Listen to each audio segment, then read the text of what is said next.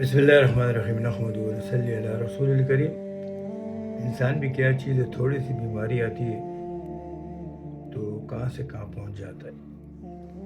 کہاں اس کی سوچ ہوتی ہے کہ میں یہ کروں گا، وہ کروں گا، وہ کروں گا، ذرا سا بیماری آیا تو سب امیدیں ختم ہو جاتی ہیں۔ تو یہ تو انسان کی ایک اوقات ہے کہ اس سانس پہ انسان کتنا فخر کرتا ہے۔ وہ میری ایک بھتیجی ہے، کہتی ہے کہ پشتو میں بیان کیا کرو دنیا کے چکم خلق کے کہنے لوگوں تک بیماری راشی کا نا دو سوچوں سورا گڑ رڑی چو لوگوں تک بیماری راشی آ رہی ہو شے ختم شی اور انسان اللہ پہ یاد کشی چی یا رب دا بیماری چم کا مدہ کا نا دام اللہ تعالیٰ مجھے پہ دیرہ ولی چم تا اللہ تعالیٰ یاد شی مجھے پہ دنیا کے سورو گناہوں کو دغا کو بعض انسان پینزوخ تا مسونہ کئی حجونہ کئی دغا کئی اور دے آس پاس چکم خلقی کہنے دغی خیال نہ کئی خرط پر بدلتم ډېر غټ حساب کتاب کېږي، بلکې د ده چې کومې نیکیانې یا ټولې به کسانو ته لړ شي. نو څومره بدقسمته انسان دی چې د حقوق العباد خیال نه کوي، خپل نیکیانې خپل مزونه هر یو کار ته پوره کړي، خو کوم چې د ده انسان سره یو مینه محبت یې هغه نه دی لري. نو ټول نه مخکې خو شی دا دی چې انسان یو بل سره مینه محبت کوي. تو انسان وہی ہے جو حقوق العباد دوسروں کا خیال کرے. آج ہمارے یہاں لوگ 5 وقت کی نمازیں پڑھتے ہیں، حج کرتے ہیں، سب کچھ کرتے ہیں، لیکن اسے حقوق العباد کی فکر نہیں. آخرت کے دن سب اس سے نیکیاں چلی جائے گی، الٹا ان کے پاس نیکی جو ختم ہو جائے گی، جو رہ جائیں گے ان لوگوں کو گناہ اس کے آ جائیں گے.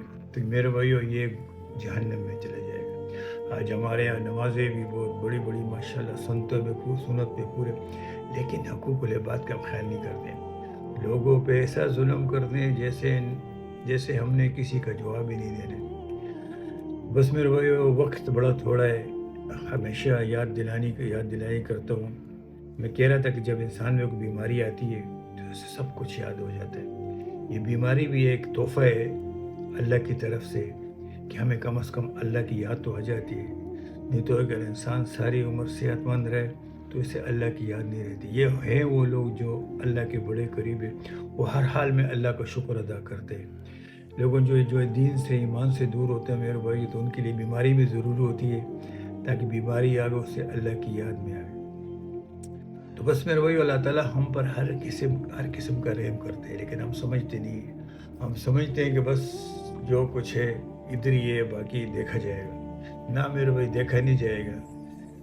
سانس کی ڈوری ہے، سانس ختم ہو گیا تو بس دوسری جہاں چلے گئے تو حساب کتاب شروع. ایک انسان ساری زندگی محل و مرے رہ کر جو موت سر پہ آتی ہے تو اللہ نے اگر اس سے اللہ راضی ہوگا تو اس کی دوسری جہاں بھی مزے ہی مزے.